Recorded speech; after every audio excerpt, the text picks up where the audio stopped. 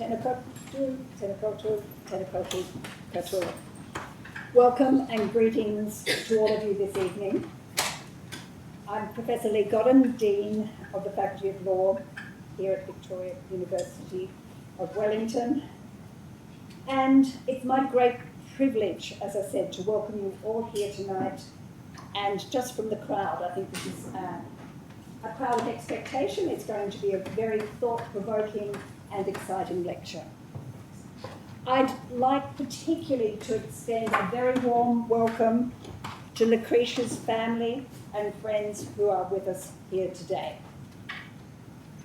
Their generous support for this lecture honours Lecretia's extraordinary contribution to New Zealand's legal landscape and ensures her passion for law reform remains a vital, ongoing part of the legal community. Of course, also a very special welcome to our guest of honour, the Honourable Christopher Finlayson, who we have invited at the request of the Seales family to be able to give the lecture, the 2024 Lecretia Seales Memorial Lecture in Law Reform. Christopher, as an alum of this university and a keen supporter of the arts, is also a former Member of Parliament and currently practising as a lawyer in arbitration, the Treaty of Waitangi and Maori Trusts at Bankside Chambers. Since graduating from Te Harenga Waka, he has continued a strong relationship with the university as a donor to a number of arts funds, and he was awarded an honorary doctorate in law in 2020.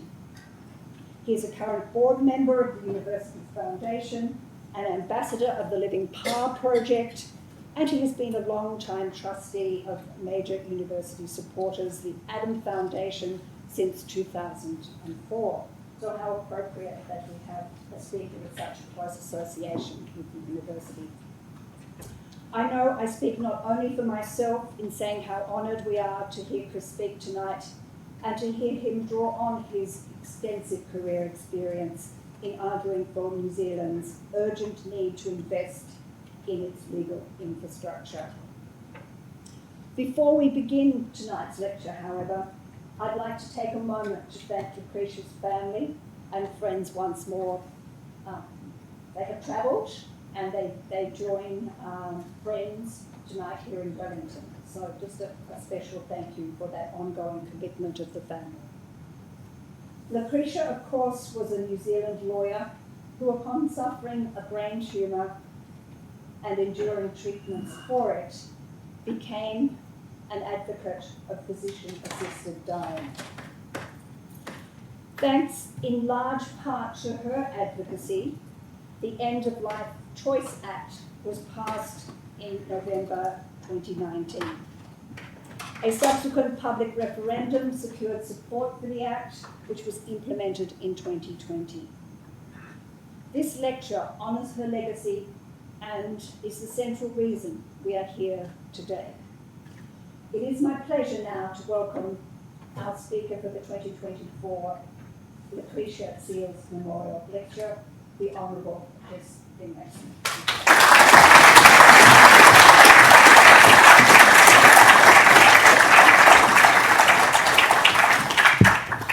Raurangatira mā, tēnei taku mihi atu kia koutou, tēnā koutou, tēnā koutou, tēnā koutou katoa, e ngā mate, haere, haere, haere atu rā.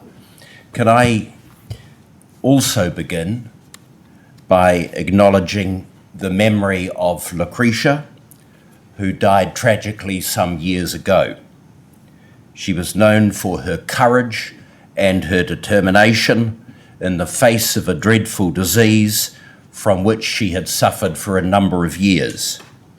She was also a fine lawyer who, after working in the private sector, then DPMC, joined the New Zealand Law Commission, where she made a lasting contribution to New Zealand law. And of course, as has already been mentioned, her principled and courageous quest for law reform during her illness led to significant legal change in its own right. Secondly, I acknowledge this university, which is hosting the lecture. I was very lucky to be a student at Victoria University from 1975 to 1980, and then again from 1983 to 84 when I completed my LLM. In the years following, I was often a part-time lecturer in civil procedure, legal ethics, and a number of other subjects. This year, I am just so very, very pleased to come back to the faculty as a part-time lecturer, assisting the very talented Jack Wass in teaching my favourite subject, private international law, or the conflict of laws. This lecture honours Lecretia Seales' work throughout her career for law reform and her contribution to our country. The topic for the lecture must seek to challenge existing legislation, the constitutional framework or political system, and/or propose new laws in areas where there's currently no legislative regime. The purpose is to stimulate public discussion and debate, and all views held are independent of those of the university or members of the faculty. I was honoured to be asked to give this year's lecture because I really do love complex law reform and think so often it is neglected. About 10 days ago, I saw retired Justice Robert Dobson in the Wellington Club gym. He noted with interest that I had been asked to give this year's lecture and mentioned to me that I could be relied on to say something inappropriate. I certainly hope to live up to his expectations this evening. The topic I've chosen is about reforming New Zealand's legal infrastructure. There's a lot of talk these days about rebuilding New Zealand's infrastructure, but the emphasis seems to be on roads. While I certainly do not decry the importance of road building, with particular emphasis on highways of national significance, I believe that an important part of reforming New Zealand's infrastructure is the ongoing improvement and, if necessary, reform of New Zealand's legal infrastructure. That is why I want first to talk about the New Zealand Law Commission, formed in 1986, and the work it has done over the last 38 years in this critically important area. I will conclude my remarks by saying there is a very strong case for additional resource to be provided to the Law Commission so that it can continue to be a law reform powerhouse in this country. I will speak tonight not just as a lawyer, but as someone who, rightly or wrongly, decided to have an extended sabbatical from law practice, serving in Parliament from 2005 to 2019, during which time I was very fortunate to hold a number of significant portfolios. While avoiding party politics, I will refer to my time as Attorney General from 2008 to 2017. During my time in public life, I saw the excellence of the Law Commission, both as an opposition MP and a member of the Cabinet. I think we're very lucky to have a Law Commission, and its work product has always been first class. The Law Commission is New Zealand's statutory law reform agency. Its key value to the government is its ability to provide law reform advice on issues which may be difficult for departments to address because they are very complex, involve multiple sectors, or would benefit from independent review. I endorse the Commission's view of itself when it says, due to the Commission's extensive research, analysis, and consultation processes, its independence, and the high calibre of its commissioners and staff, the Commission has a long-standing reputation for providing high-quality, credible and implementable law reform on a lean budget. Let me tell you about my experience as a legislator of law reform reports and their implementation. First, let me talk about evidence law reform. The Law Commission has been actively engaged in reforming the law of evidence in this country for over 30 years. As far back as August 1989, the then Minister of Justice, Bill Jeffreys, asked the Commission to review all evidence law to make it as clear, simple and accessible as possible so that it facilitated the fair, just and speedy resolution of disputes. Led by Commissioner Margaret Lee, a now retired District Court judge, and incidentally a fellow student of mine in the 1970s, the Commission went to work. After what the late Lord Cook would have said was a cetacean-like gestation period, the Commission produced a report which resulted in the Evidence Bill 2005. After a first reading, the bill was referred to the Justice Select Committee, chaired by Lynn Pillay, then the MP for Waitakere. As a rookie MP, I was deputy chair of that committee. At our first meeting, Lynn suggested it would be advisable for a subcommittee of the Justice Committee to work closely on this difficult and technical piece of legislation. Accordingly, Russell Fairbrother from Napier was made the chair, and other members of the subcommittee were the late Richard Worth, Nandor Tanchos and me. Some of you may remember Nandor. He was the dreadlocked Green MP. He was an outstanding Member of Parliament and made a significant contribution to the subcommittee. We asked retired High Court Judge Robert Fisher to act as the committee's advisor. This was an important piece of work because it was proposed that the statute largely codify the law of evidence. The committee was very impressed with the quality of the Commission's work, and Robert Fisher proposed what were essentially minimal changes. Because I was concerned that the legislation be reviewed in the years following in a careful and principled way, I suggested the inclusion of what was Section 202, which provided for mandatory post-enactment review. Sadly, that was recently repealed, and I consider that to be a mistake. Post-enactment review should indeed be a rarity, but in areas such as the law of evidence, it's important to review the legislation on a regular basis to ensure that it is kept up to date. The Commission completed its first 5-yearly review of the Act in February 2013, and this resulted in the Evidence Amendment Act 2016. Then in 2017, the Minister asked for a second 5-yearly review of the Act's operation. In 2019, the Commission presented its final report on the second review and included an Evidence Amendment Bill reflecting the Commission's recommended amendments to the Act, and thereafter it was proposed that there be no further mandatory reviews. Evidence law reform is an excellent example of the Commission's outstanding work over many decades. Everyone regards the Evidence Act 2006 as an exceptionally good piece of legislation. Well, almost everyone.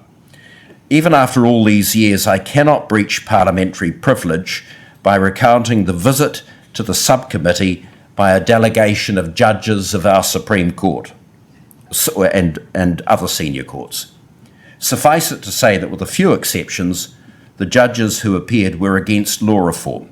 They said, leave it to us. Looking back now, one can see that the judges were completely wrong with respect. Evidence law reform should not be left to judges. There was a role for Parliament, and thanks to the Law Commission, it was done very well indeed.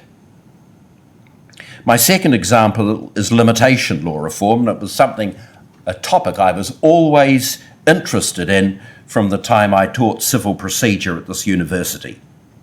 Like evidence law reform, limitation law reform had a very long and confused history.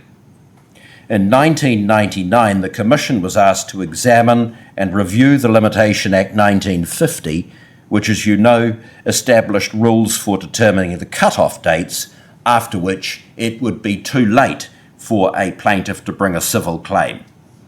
The project produced a report entitled Tidying the Limitation Act, and that was published in 2000. Thereafter, there was very little action on this important black letter topic. After I became a Member of Parliament, I, like other members of the National and other party caucuses, was asked to submit a proposal for a Members' Bill. Some people were excited, especially my caucus, at the prospect of introducing legislation to extend prison sentences. Some were interested in reforming the law of marriage. One person was even keen on introducing legislation to repeal the Military Manoeuvres Act 1915. I was excited by limitation law reform. So I decided to draft a limitation bill and submit it to caucus for its approval in 2006.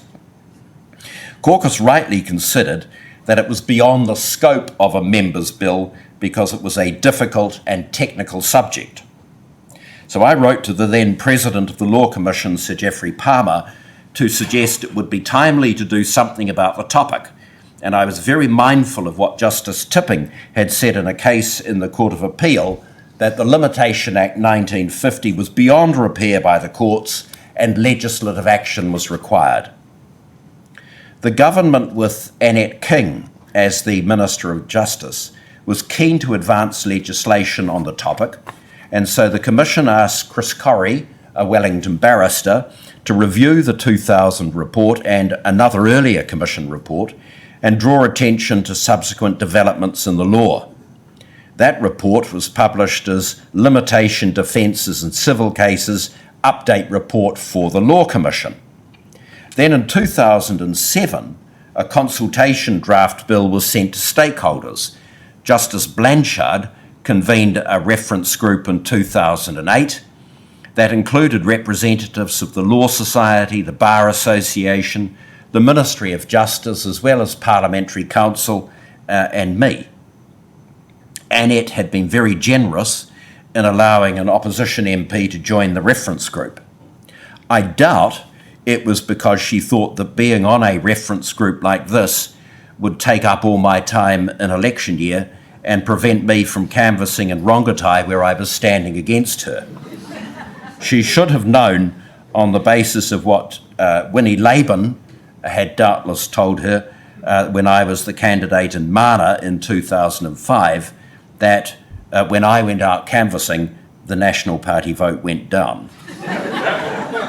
Be that as it may, in November 2008, a redraft of the bill was completed and was included in the 2009 legislative programme. By this time, I was the Attorney General and Simon Power was the Minister of Justice. Simon had a lot on his plate with reform of major commercial legislation, as well as reforms to the family court and legal aid. I asked him if it would be possible for me to be the lead minister on limitation law reform, and he graciously consented. Simon was excellent to work with, as indeed was his successor Judith Collins, who's now attorney. I've always had difficulty accepting the rationale for the portfolios of Attorney General and Minister of Justice to be separated. I think the last person who held both portfolios was Sir Geoffrey. Perhaps the rationale is because the Attorney General has a vetting responsibility under the Bill of Rights Act. Of necessity, an attorney is going to be vetting a lot of legislation which is promoted by the Ministry of Justice. But any conflicts are easily resolved by appointing an acting attorney, as happened when the Marine and Coastal Bill, for which I had responsibility, was introduced, and some years later, when the intelligence law reform legislation was passed, when I was Minister in charge of the GCSB and the SIS.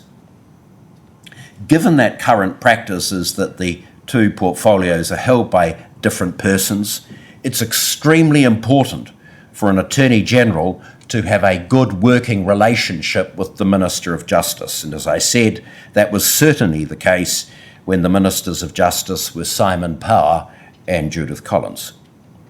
In any event, this is another example of the very important contribution made to law reform by the Law Commission. Again, a technical area which needed reform, and where reform was ultimately successful because of a determined Law Commission led by a powerful and influential president who had the ability to bring people together to achieve an excellent result. Let me look at reform of courts legislation. This is another example of the good working relationship that an attorney should have with the Minister of Justice. As I said earlier, Judith and I work well together. I mentioned to her that our courts legislation was out of date and could do with a careful review. She agreed. And the Law Commission, under the chairmanship of the late Sir Grant Hammond, was asked to look at possible improvements which could be made. It was designed not as a fundamental reform of the courts, but as a review of the major pieces of legislation, namely the Judicature Act 1908 and the District Courts Act 1947. Sir Grant approached the subject with his customary enthusiasm, and as a result published a report in 2012 recommending substantial changes to our courts legislation. Consequently, Judith introduced a number of bills comprising more than 1,000 pages to reform our courts legislation, together with legislation like, for example, the Judicial Review Procedure Bill, which replaced the Judicature Amendment Act 1972, and the Interest on Money Claims Act. The senior courts legislation, as you know, brings together in a single bill the statutory provisions for our senior courts. The District Court Act continues the district courts as a single district court while retaining the specialist divisions, for example, of the Family and the Youth Court. The Judicial Review Procedure Act relocated the Judicature Amendment Act 1972 into a standalone piece of legislation, and it continues the important constitutional statutory provisions under which an affected person may check the legality of the exercise of power by the executive. The Interest on Money Claims Act replaced the then existing statutory provisions for the award of interest on money claims with a more comprehensive scheme, which was designed to deter prolonged disputes and ensure that creditors were more fairly compensated. That legislation was indeed based on the recommendations of another Law Commission report in 1994, and it was generally accepted that its introduction was overdue. This is another example of important legislation being reviewed as a consequence of an attorney and a Minister of Justice cooperating, the referral to the Law Commission of a request by the Minister of Justice, and the enthusiastic and excellent work of the Law Commission proposing changes to very important legislation. The only disappointment was that I was keen to see if there was a way in which appeals to the Court of Appeal could be streamlined, because I thought and still think that the court has to deal with far too much rubbish. There was judicial resistance to too much change, and so essentially the same provisions were reenacted, and I think that's a mistake. There are just a couple of other examples I want to give you before moving to another topic. The first is presentation of New Zealand statute law. In 2006, the Law Commission, in conjunction with Parliamentary Counsel Office, began work on this topic. In 2008, its final report was published. It was, as you would imagine, a very good piece of work. And as attorney with responsibility for the Parliamentary Counsel Office, I was very enthusiastic about implementing its recommendations. Why? Well, the foreword to the report written by Sir Geoffrey really says it all, and I refer to part of it. The rule of law is an important concept in most democratic societies. One aspect of the rule of law is to ensure acts of Parliament are accessible and available. Otherwise, those to whom the law applies cannot find its content. The prime issues with which this report deals are how to present that law so people can find the law and how to ensure that the law is kept up to date. The New Zealand Statute Book is perhaps the most important part of New Zealand's legal infrastructure. We did a far better job 100 years ago of arranging our statute book, revising it, and keeping it up to date than we do now. It's time to recapture the best of our old traditions and pay attention to something that really does matter. In the first term of the Key administration, I persuaded my colleagues we needed to introduce the legislation bill to deal with the issues which so concern the Law Commission and Parliamentary Council. In my little book, Yes Minister, I described the somewhat derisory reaction from some of the less intelligent members of the press gallery who regarded such legislation as third-term technical legislation. They were, of course, wrong. This is, as the President of the Law Commission said in his introduction, an important concomitant of the rule of law. This legislation, now replaced by the Legislation Act 2019, also enacted fundamental changes to the Acts Interpretation Act and, importantly, provided the means by which secondary and tertiary legislation could be made available online. There are also powers to revise legislation without changing its substance. Retired Judge John Priestley was the first reviser who was appointed to look at all our contract and commercial legislation.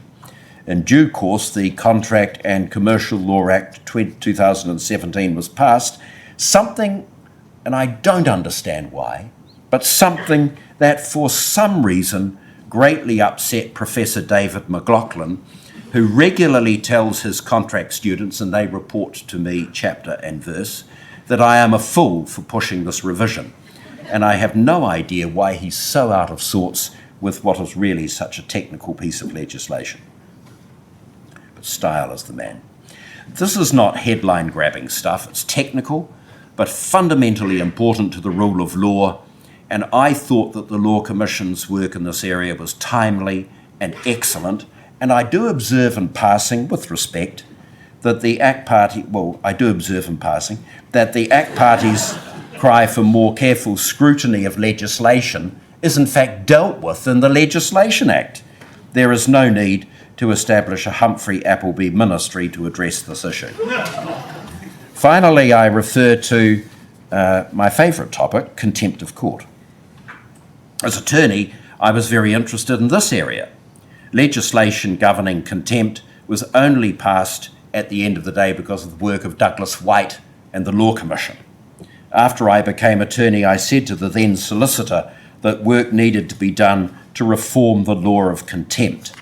I've already explained that the then Minister of Justice, Simon Power, was busy reforming various areas of the law, so contempt was not regarded by his ministry as a priority. Accordingly, Crown Law, in a most unusual move, commissioned Professor Tony Smith, who's here tonight, to write a report on reform of the law of contempt. And given that he's the author of the magisterial text Ardage and Smith, the law of contempt, it seemed appropriate to ask him to undertake this task. In due course, a report was published, but thereafter very little was done because of Ministry of Justice work pressures. I spoke to Judith Collins, then Minister of Justice, and the Commission was asked to look at the area. It began work in 2013 and produced a report in 2017. Once again, the report was excellent, dealt with some very difficult issues. As the Commission said in its project review, there had been a number of occasions when New Zealand senior courts commented on the difficulties of reconciling some aspects of the law of contempt with the Bill of Rights Act.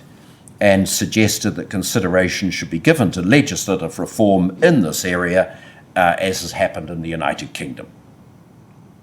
In November 2017, I went back to opposition. I can assure you that, having been attorney for 9 years, translation back into opposition is a humiliating and indeed ghastly experience. Hear, hear. I was allocated, you probably had a decent office, but I was allocated an office in the outer reaches of the opposition corner, where I spent the first few months lamenting the fact I was there. Had I had more courage, I would not have taken up my position as an opposition MP, and in that regard I salute Andrew Little for his decision to go immediately after the 2023 election. Not having much to do, I wondered what could possibly amuse me. Constituency work was never a strength, and I didn't want to go and see anyone, really. And then I thought of the contempt bill, which had been annexed to the Law Commission's report. So I bid for a place in the parliamentary biscuit tin, and a few weeks later, to my astonishment, the then Chief Whip came and saw me and told me I'd been successful, and the contempt bill was then introduced.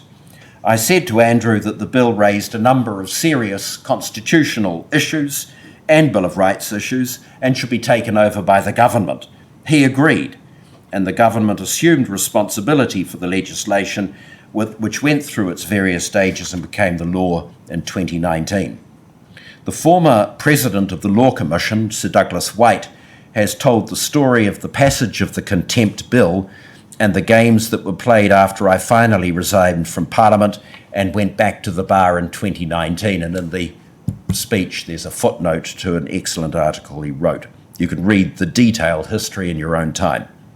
Suffice it to say that after I left, my former colleague, Dr. Nick Smith, then MP for Nelson, decided he did not think it should be an offence to scandalise the court. He was admittedly an expert in the area, having been convicted of scandalising the court in the 1990s. I was tipped off, and I cannot tell you by whom, about what Dr. Smith had been persuading Raymond Ho to do. And so I contacted David Parker, then Attorney General, who commendably put things right. I will never forget or forgive the events of the third reading of the legislation, when my former parliamentary colleagues in the National Party voted against my legislation because Dr. Smith had been trumped, as it were. It was a lamentable episode, and one that still leaves a sour taste in my mouth. But my comments about some of my former colleagues should not militate against the central thesis of my address, which is that contempt law reform was achieved because of the work undertaken first by Tony Smith and then the Law Commission, which produced legislation to protect the integrity of the justice system and a defendant's right to a fair trial. It's legislation which was developed after the Internet age and the enactment of the Bill of Rights Act. It's modern and accessible. It's very important. Looking back, I can see that the period 2005 to 2008, the third of Helen Clark's terms, when I was in opposition, was a very good period for law reform. Apart from the massive evidence law reform project, the Select Committee was also involved in reforming coronial legislation, wills legislation, and property law legislation. They were important reforms, and the legislation resulting from the reports were very, very good. In more recent times, thanks to the work of Professor Jeff McClay, who was a summer clerk of mine in 1989, would love to be here tonight, but sadly has the dreaded C, and is now on this faculty. Jeff served as a law commissioner for some years, and because of his work, the Trusts Act 2019 was passed following publication of a Law Commission report on the subject. And I also mentioned the Incorporated Societies Act, which is having a profound effect throughout our land because of changes that all incorporated societies will need to address. As I've endeavoured to show, This kind of law reform is not necessarily a vote winner. It's not even headline grabbing, but it's essential technical law reform. So having listened to the first part of the address, you probably think I'm an unquestioning champion of the Law Commission and all its work over the last few years. And I can certainly attest as a former legislator and minister to the work product of the Commission. And I can also say that the Commission's success is due in large part to the presidents with whom I've worked. I acknowledge Sir Kenneth Keith here tonight and Sir Bruce Robertson. I pay particular tribute to Sir Geoffrey Palmer, the late Grant Hammond, and Douglas White. Those three, the ones I worked with so closely, had a deep and practical knowledge of both law and the law reform process. All three were, of course, assisted throughout by lawyers of the quality of Lecretia. But there were disappointments, and on one occasion, I do think the Law Commission got it wrong. In 2006, the Commission decided to review the then existing seditious offences set out in sections 80 to 85 of the Crimes Act, and to make proposals for any changes to New Zealand law which were considered to be necessary and desirable, and particular matters to be considered included relevant and proposed legislation, including the Bill of Rights, developments in other jurisdictions, and any other relevant matters. In 2007, the Commission published a report reforming the law of sedition and recommended that the seditious offences be repealed. It was actually a very good report, and it made it clear that sedition had mainly been used over the years against Roman Catholic bishops and trade unionists. The government of the day accepted the report, and legislation giving effect to it was introduced and then passed by Parliament in 2007. The principal objections came from New Zealand First, who query whether it was right simply to repeal the legislation or whether sedition needed to be replaced with some other offence or offences. I can't begin to tell you how much it genuinely pains me to admit that New Zealand First were probably correct. And I say this because as Minister in charge of the intelligence services between 2014 and 2017, I thought there was a gap in the law which had been caused by repeal of the offences dealing with sedition, but hadn't been replaced with a fit-for-purpose offence. The better approach would have been for the Law Commission to undertake a comprehensive study of Part 5 of the Crimes Act, which deals with crimes against public order. I suggested to one of my former colleagues, Amy, that it would be useful for the Commission to look at Part 5 and at the same time review the badly drafted Terrorism Suppression Act, which had been passed in haste after the horrors of September 11. She didn't act on my suggestion, which I regard as unfortunate. New Zealand, as we know, is not immune from serious terrorist incidents, and Part 5 is in need of comprehensive reform. In fact, it's probably fair to say that the Crimes Act requires a thorough review. I think Sir Geoffrey tried in the late 80s and found it too difficult, but I think it probably is too difficult to have a comprehensive review. Probably the only way to deal with reform of the Crimes Act is to do it in parts, and I think Part 5 is in need of reform. Piecemeal reform, piecemeal repeal, as happened with sedition, was probably a mistake. Other disappointments occurred on my watch. I was particularly interested as attorney in reform of the Declaratory Judgments Act. You probably think I'm very sad. But for many years I'd been interested in declarations generally, largely resulting from my time as a junior to Jim Farmer in a case called Fletch Challenge in the Commerce Commission in the late 1980s, when declarations prefatory to relief were an issue in the proceeding. I persuaded Judith Collins to ask the Commission to do some work on the Declaratory Judgments Act, but that work was discontinued some years later because of other pressing priorities. This is a disappointment because the law of declarations, though in many respects the ultimate black letter legal subject, is nonetheless an extremely important issue which deserves very careful attention. The interrelationship between common law declarations and declarations under the Judicial Review Procedure Act is very complex. Another controversial area is the courts declaring legislation inconsistent with the provisions of the New Zealand Bill of Rights Act, declarations of inconsistency. And I acknowledged an outstanding article published in the Law Journal recently by Jason Varuhas. There's a strong argument that the foundation on which this power has been justified is shaky. Even if that's not correct, there are constitutional implications which Parliament really should consider. Parliament would be aided by a careful and comprehensive review on the entire subject of declarations, and I hope it happens sometime soon. There are a number of other areas where I think the Commission could make a useful contribution. And if you think my obsession with the Declaratory Judgments Act was the height of pettifoggery, listen to this. At the beginning, I'm so delighted to be back in the law faculty lecturing private international law with Jack.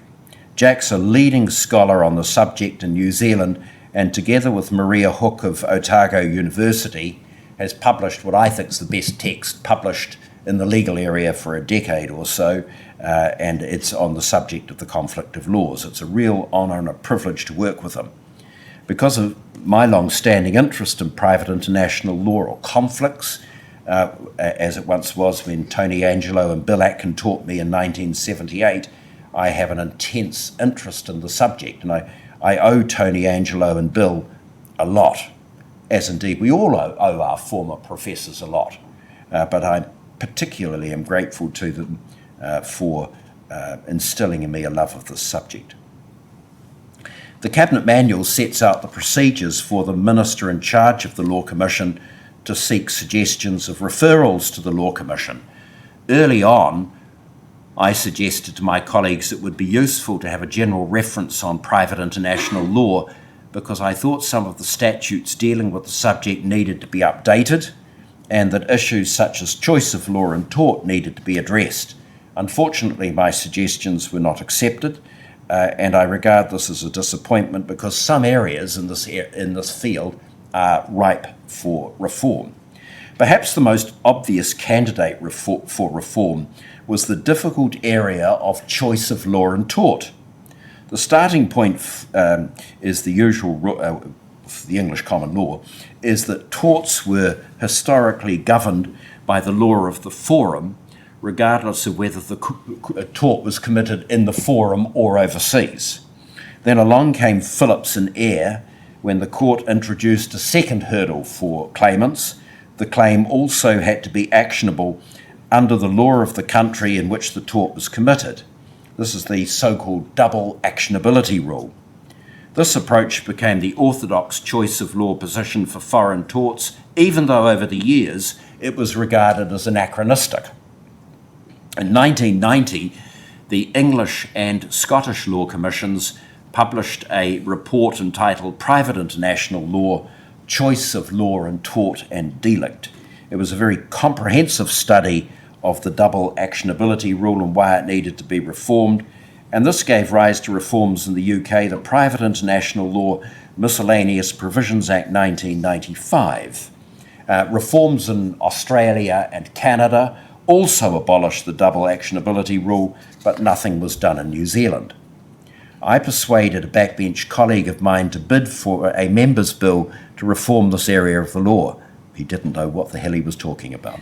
The Private International Law Choice of Law and Tort Bill was drawn from the ballot and, having passed its first reading, was referred to the Justice Committee. The purpose of the legislation was to abolish the double actionability rule, choice of law rule for tort, and establish in its place a simplified place of a wrong choice of law rule with a flexible exception for appropriate circumstances, and not surprisingly, the bill adopted the scheme and language of the 1995 Act. Enforcement of foreign judgments was another area where I think there needs to be reform. There are currently 4 ways of enforcing foreign judgments. We've got the Trans-Tasman Proceedings Act 2010, which provides a very simple method of recognition and enforcement in New Zealand of specified judgments of Australian courts and tribunals. Then there's the hopelessly out-of-date Reciprocal Enforcement of Judgments Act 1934, Section 172 of the Senior Courts Act 2016, enforcement by memorial of judgments of countries which are not covered by the Reciprocal Enforcement of Judgments Act, and finally enforcement of common law, which often is the simplest and most straightforward way of enforcing a foreign judgment in this country. Unfortunately, there's been no non-Australian reform, and again, this is an area, technical area, black letter law area, where I think some work needs to be done. And the same applies to the issue of state immunity. Australia, Canada, the United Kingdom have had legislation dealing with state or sovereign immunity for many years. We don't. I wrote to the then Minister of Foreign Affairs, Murray McCully, sometimes during my time as a minister, to say that New Zealand needed a State Immunity Act modelled on the UK equivalent. I never got a reply. Other jurisdictions have adopted state immunity legislation. It doesn't come before the court on a regular basis, every once or twice a year, but it's sufficiently important to warrant careful consideration by the Commission, and such legislation is overdue. And I hope that in the fullness of time, the Law Commission is asked to review this kind of legislation.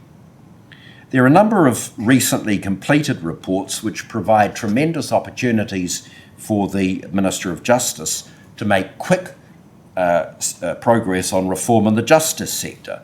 The first relates to class actions and litigation funding. This has been an issue for many years. When I was on the Rules Committee, former Justice Lynn Stevens did a lot of work on class actions, but it was never finalised. In 2022, having considered the issue, the Commission recommended the creation of a statutory class actions regime, including a new Class Actions Act. It would be great if this legislation could be introduced as soon as possible. And then in 2016, the Commission was asked to review family property law, and this has resulted in two reports: a review of the Property Relationships Act, which concerns how property owned by either or both partners is divided when they separated, and a report which considers the review of succession law about the rights to a person's property on death. The Commission has said that significant aspects of the current law are not fit for purpose and has made a number of recommendations for reform. As the Commission noted in its report to incoming ministers, much of the law is old, unclear, and leaves too much discretion in the hands of judges. Complexity and lack of predictable outcomes leads to unnecessary litigation and costs. One hopes these matters will be able to proceed as quickly as possible. So, as you can see, I am a total fan of the Law Commission. I think setting it up was the best thing Geoffrey Palmer ever did. But it's also clear there's a lot for the Law Commission to do, but how's it going to do it? I was surprised when reading the briefing for the incoming minister dated December 2023 to see that the Commission is funded by an annual appropriation of around 4.2 million. Apparently, the significant proportion of expenditure relates to rent and personnel. Remuneration of commissioners consumes slightly more than a quarter of the appropriation. Apparently, baseline funding's largely been static since 2013. The funding was originally set to be sufficient to fund 4 commissioners and associated staff. There are only 3 commissioners at the moment, and on current projections, baseline funding and historical reserves will become insufficient to support the 3-year commissioner model in the next year or so. And I regard this as highly, highly unfortunate. As I've endeavoured to show by reference to my time as an opposition MP and a minister, this work is important. Over the years, difficult areas of law have been comprehensively reviewed, and New Zealand's statute book is much better for those reforms. It's in the interests of justice that the Law Commission be better funded to enable it to do more of this work. As I've indicated, while large areas of law have been updated and improved, other areas require intensive study. And this is particularly in what I call the so-called black letter area. Many of these areas of law are not politically sexy. Well, certainly the reform of the Declaratory Judgments Act wasn't, but I'd venture to suggest declarations are becoming increasingly politically sexy. And it can be hard to interest even experienced politicians about their necessity. A member of Parliament so often thinks that a press release saying crack down on gangs will have more impact on the voting public than a comprehensive reform of an obscure legal area. And in my view, you can see why I was never a constituency MP, in my view this is wrong. Law reform is essential, not just because good law reform promotes certainty, which then contributes to the rule of law. A strong rule of law leads to economic growth. And even in light of what some may call the heroic assumptions Treasury has made in the recent budget, this country needs to do everything it can to increase it. Alan Greenspan, former head of the US Federal Reserve, who admittedly blotted his copybook in the global financial crisis, was right on one thing. The single most important contributor to economic growth is the rule of law. The law, politics, and economic growth are all connected, and the Law Commission is an essential part of ensuring New Zealand is well placed to grow our way out of our current debt track. So that's my plea tonight. The Law Commission is funded with an appropriation which is less than a minor rounding error in a budget. This essential public service and part of our constitutional structure should be protected and grow over the coming term of government. It is not a spend, it's an investment, and the dividends returned, as I've endeavoured to show you over the last 38 years, looking to the future, are going to be significant indeed. Thank you so much for coming along.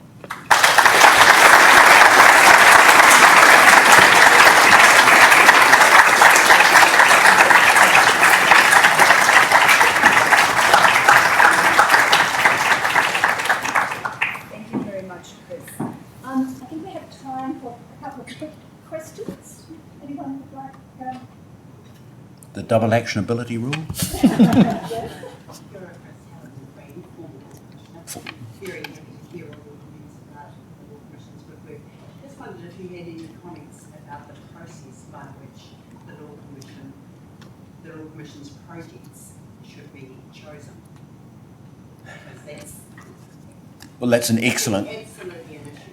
It is a real problem at the moment because it really ultimately rests with the Minister of Justice, who's ultimately the Minister in charge of the Law Commission.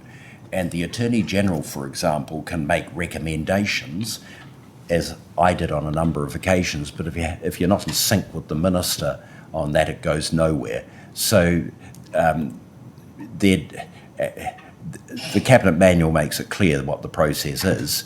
I'd like to see a more robust system and perhaps a more independent one so that it doesn't rest on the shoulders of one person.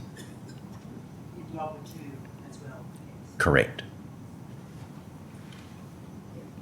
Any other questions? Please, at the back. You said that including clauses relating to post-enactment review should be sparingly used. Just wondering, can you elaborate on that, just because that seems like a good way to ensure good regulatory stewardship, and talking about the budget problem you mentioned, it kind of guarantees the budget actually gets set aside because it's a statutory requirement. So just wondering if you can... Yeah, well, that was always my argument. Several of my colleagues didn't like it. They thought it could clog up the system.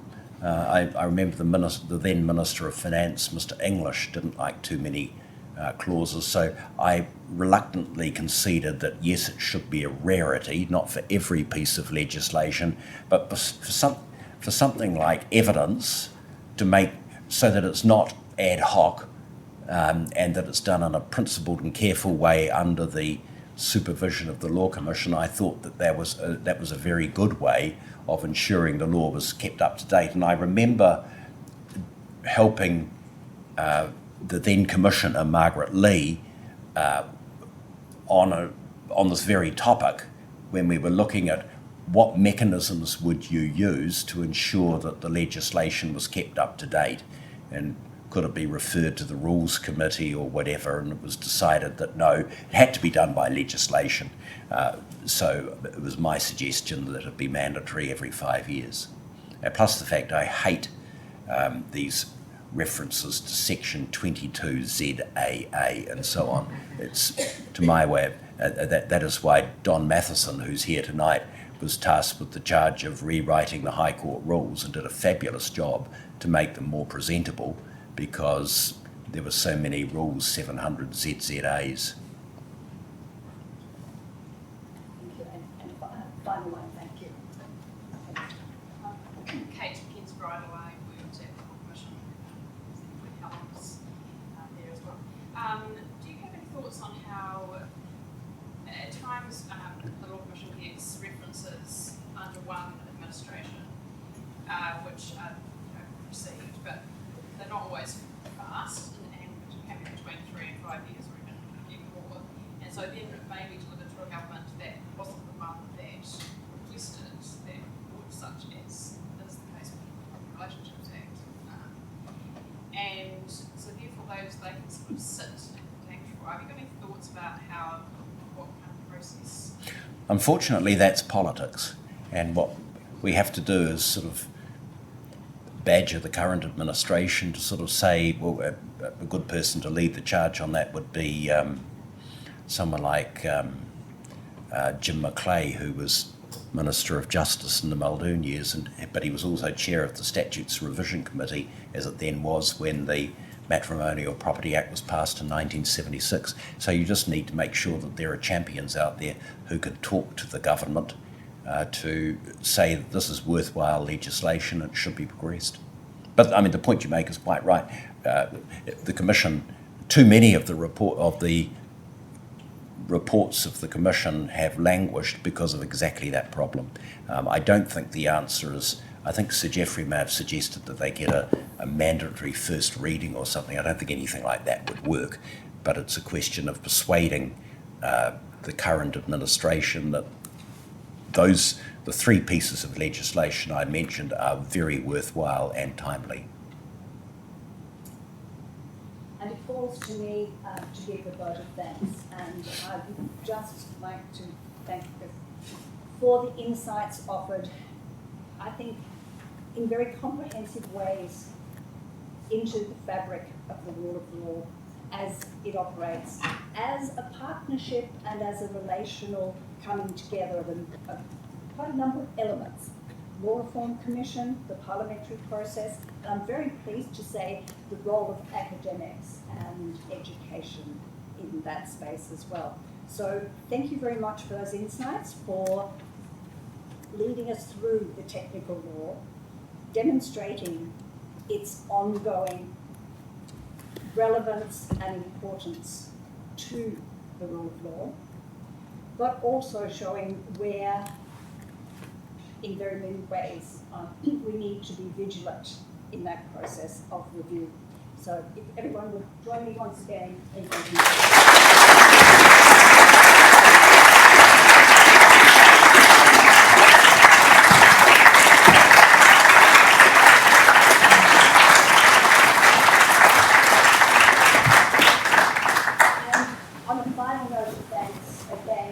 Seales family, and also to acknowledge people who are online tonight who've joined us from various distant parts of the globe and so on. So, and also to just thank the Victoria University staff whose work is hidden often, but who make these events happen.